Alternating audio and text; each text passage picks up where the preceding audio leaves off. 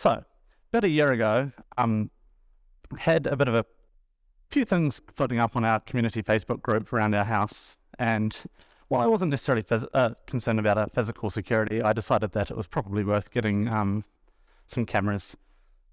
So, did what anyone does and did a whole bunch of research and looked at what people generally recommended online and settled on the Arlo system. So, kind of in line with those reviews, they're reasonably good cameras, especially at night. The picture quality was great. Do not recommend listening to the insects crawling across the screen of the cameras at night. That is creepy. AI detection is awesome. We spent the first few weeks with the cameras looking at the dogs and cats walking past them when we got notifications about those. It gave us a lot of entertainment. And the battery life was pretty good. All those motion detected. So like on the front lawn, we got about 3 months worth of battery life. When I put it in a tree looking over the cars, the branches waving in front triggered it all the time and it was about 3 days of battery life. But so these work great for a couple of months. The problem is though that after 3 months the subscription ends, and to keep a lot of the smart features of the cameras working, you need to pay a monthly subscription, and the recommended one is $24 a month, which I assume is US, which is quite a lot. And while I totally get that things like storage is expensive for cloud providers, it's still quite a lot, especially when I've already got a hard drive in my home connected to the base station.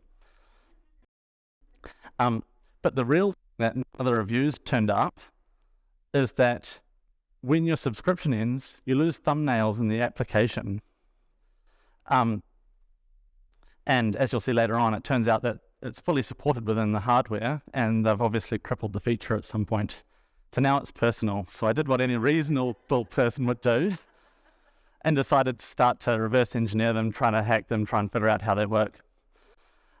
So the first thing I did was take a look at what I'm actually allowed to do. So thankfully they do have a bug bounty program.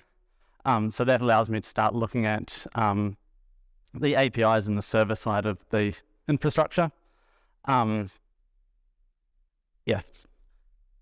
Unfortunately though, the bug bounty program doesn't allow me to disclose some of the stuff that I found. And unfortunately I'm not a cowboy. So this talk today is kind of more to give you insight as to how I reverse engineered the cameras, how they work, maybe some pointers if you wanted to start looking into them yourselves, and to kind of demonstrate the path and trial and error that goes on in a project like this. It's probably not a lot of really groundbreaking stuff for any sort of really experienced pen testers in the room, but yeah. So what are our objectives? First thing was actually to understand how the cameras work and to actually think, are these devices I want on my home network? Maybe should have thought about that before plugging them in, but that's a separate thing. Secondly, hope to get some sweet bug bounty cash and try and offset that monthly subscription if I did want to pay for it. And thirdly, build an alternative application which actually has some thumbnails. So from here, as with any complex system, we start to think about what the attack surface might be. So based on the fact that when I paired the cameras, I could then start to, say, view the feeds from the office, and I didn't have to set up port forwarding or anything like that, kind of making the assumption that the cameras are talking to the base station over some sort of wireless network. The base station's talking to the Arlo cloud. The Arlo cloud's then communicating to and from the applications, and whether that be web browser or mobile application. Always worth validating these assumptions, but this is kind of where my starting point. So it's probably quite useful to think about these as in a bit of a mind map. Next thing I did was start to look at what the prior research was. The Tenable team did a bunch of really interesting stuff, and they wrote a blog post, so that starts to give me an idea.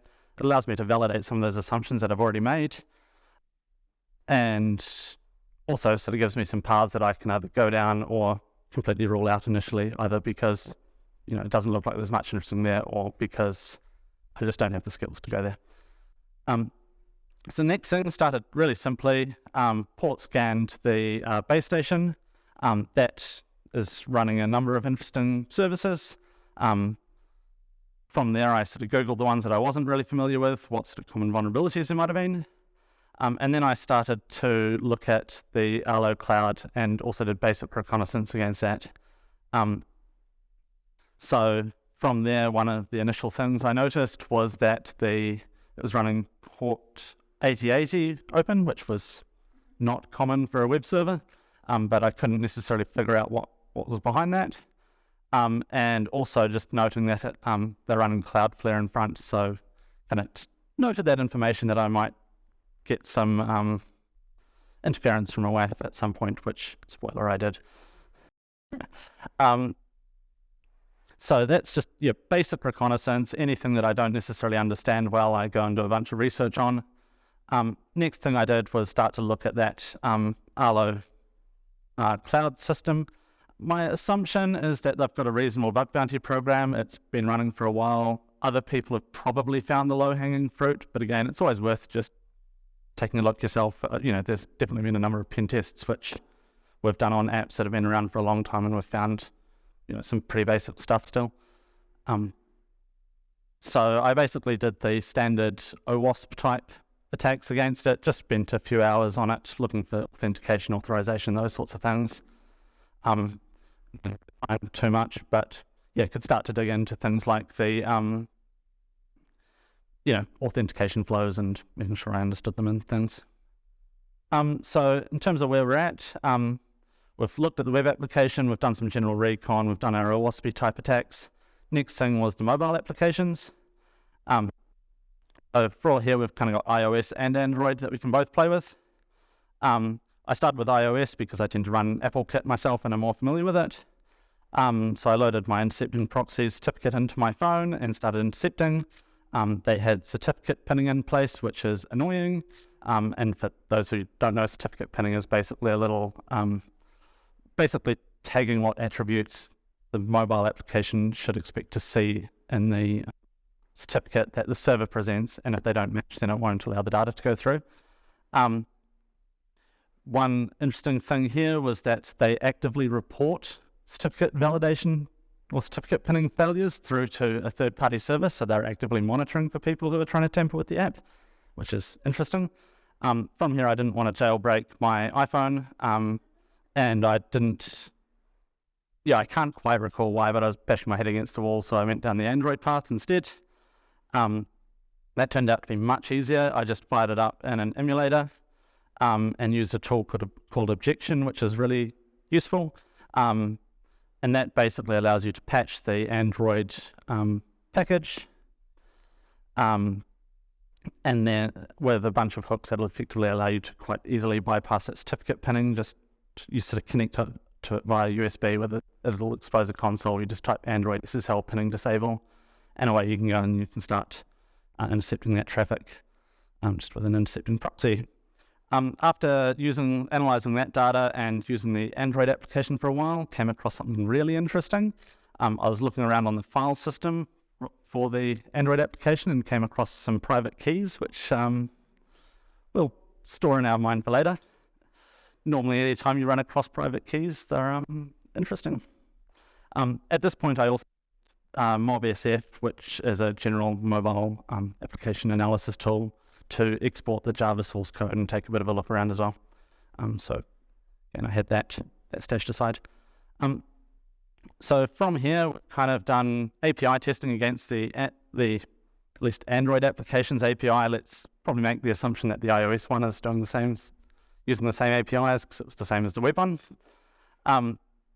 But it was obvious that the application was talking directly to the base station in some way, and I wasn't seeing the traffic coming through on the proxy. So,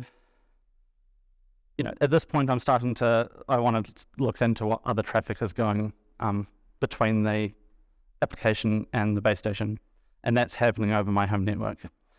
So my home router supports packet sniffing, where it will just send the traffic directly to a Wireshark listener that I effectively set up. And I can put a little tag there to say only intercept the traffic that's destined to the base station. So then I could start actually seeing what was going on between my phone and the base station. one thing that jumped out reasonably quickly, and I don't know why, but my brain just made the connection. Not sure how, hopefully that's easy enough to see in the back. The ports that the phone was connecting on were not originally open in my initial port scan, which is fascinating. And then after doing this interception, I reran that port scan and the ports were shut again. So that's really quite unusual. I haven't seen that behavior in any other applications in the past. So after doing a whole bunch of head scratching at the intercepted mobile traffic, this traffic and an analysis of the source code that I dumped from the mobile app, I was able to put together a picture of how these cameras were communicating with the base station. So the first thing they'll do is do an authentication request to the Arlo cloud.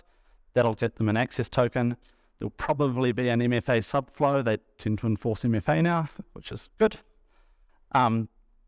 They then make a request again to the Arlo cloud to get what they call an RATLS token, which is a signed JWT token, which is then used to communicate directly with the base station.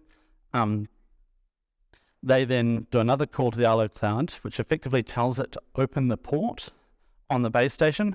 That then uses a back channel that it's got, a long-running HTTPS back channel, to get the base station to open those ports. And then the phone communicates directly with the base station using that RATLS token and mutual TLS, which is, again, for those in the room who don't know, where the client, i.e. the mobile phone, presents effectively a TLS certificate to the server that validates that, and the client also validates the server's certificate. And again, through a bunch of other analysis, was found that it effectively uses that back channel to get that certificate to the base station on this use of the mobile app. And also noting, as I was doing this, this was when I started bashing my head against Cloudflare. It was quite annoying and lost a number of hours to it, but was able to work around it eventually.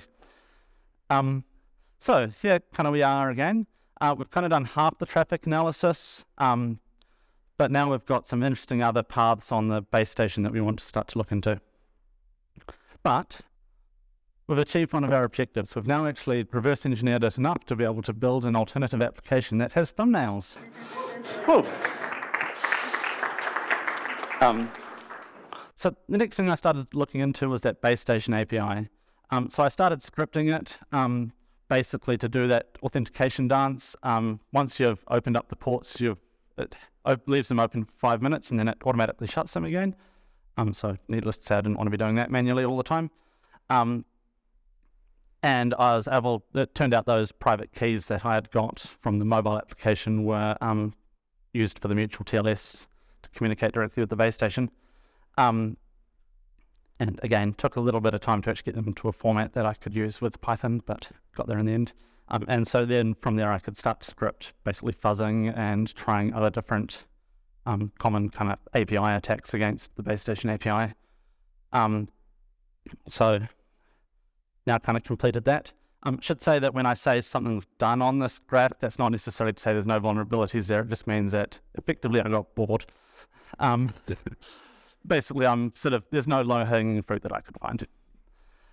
Next thing I kind of wanted to do was actually understand a little bit about what the attack surface was of the base station itself. So I wanted to dig into the firmware.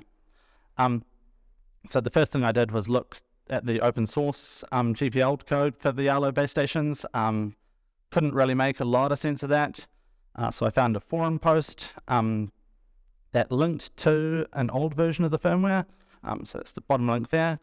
But yeah, it was quite an old version. So I fired up intercepting proxy and started trying to effectively enumerate later versions of it. Nothing came of that.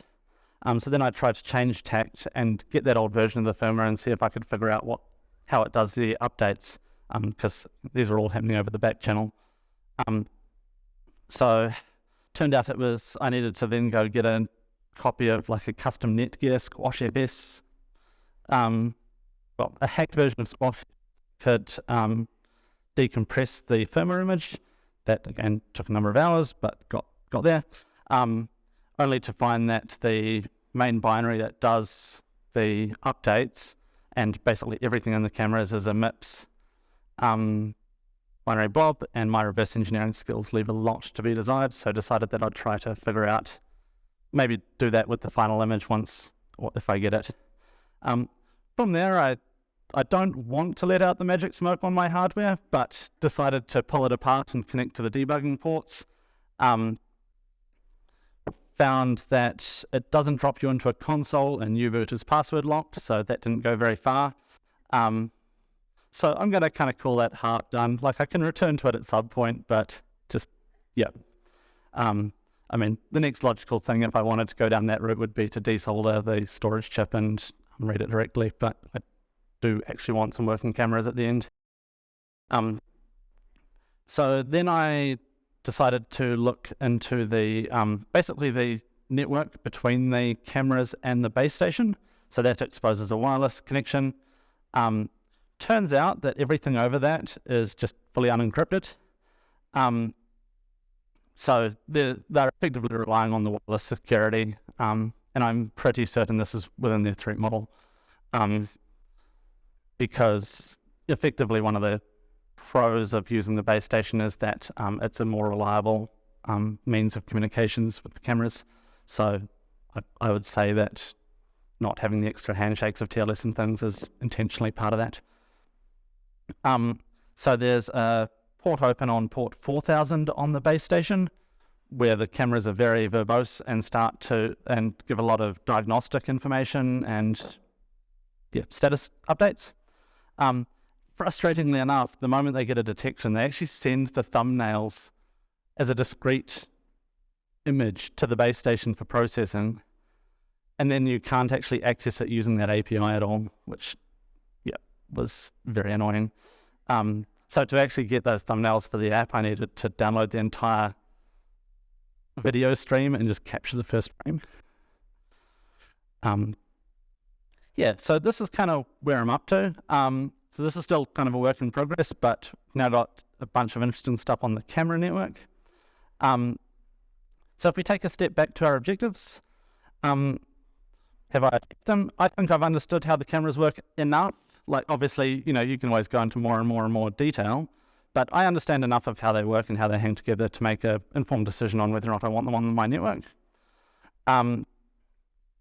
So I certainly have found some interesting bugs along the way, which I've reported through to the Arlo Bug Bounty program. Unfortunately, they're all duplicates, but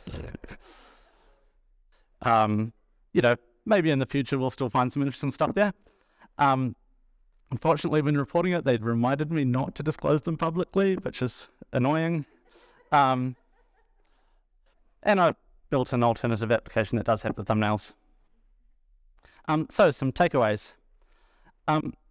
So for attackers, try the easy stuff first. The bugs that I did find were actually, I didn't think were that complicated.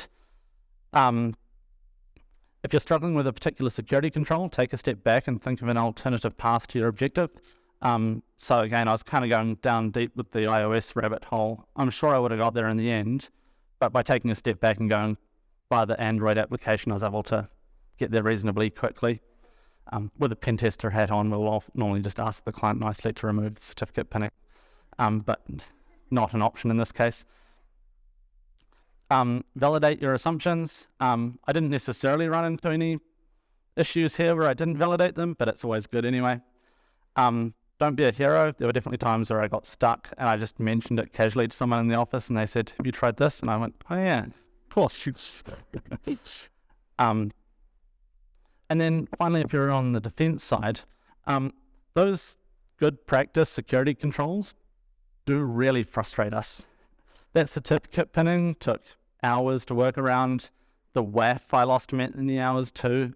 Mutual TLS again was really annoying.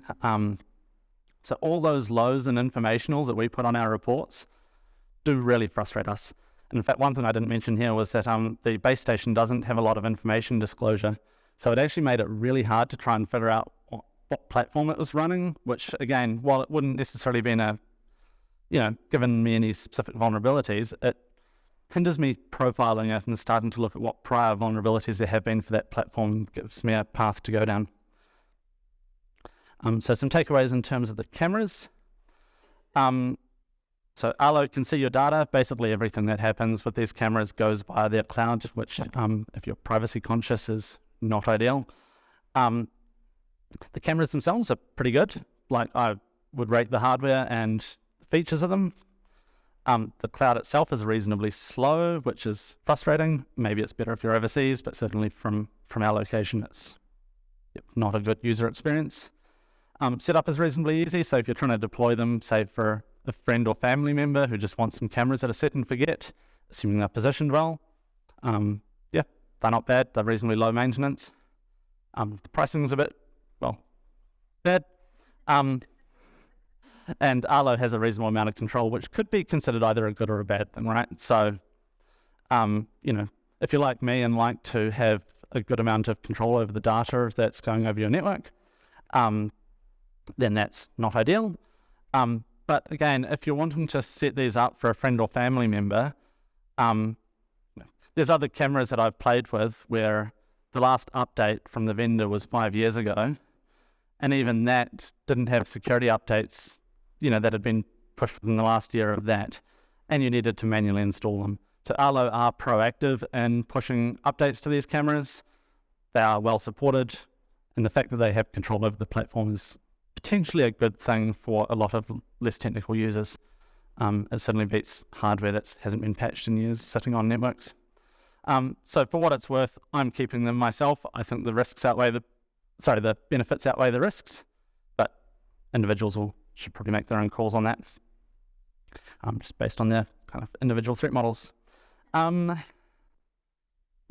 just as a quick thing, so these are the tools that I used, so feel free to take a photo if you're interested, but basically used objection for the certificate pinning bypass, MobSF as a general mobile application analysis framework, proximity as the intercepting proxy, Wireshark for traffic interception and MikroTik.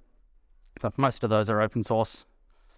Finally, as with some of the other presenters, we're hiring, so got awesome teams in Auckland and Christchurch, so come have a chat with me if you're interested. Otherwise, thank you.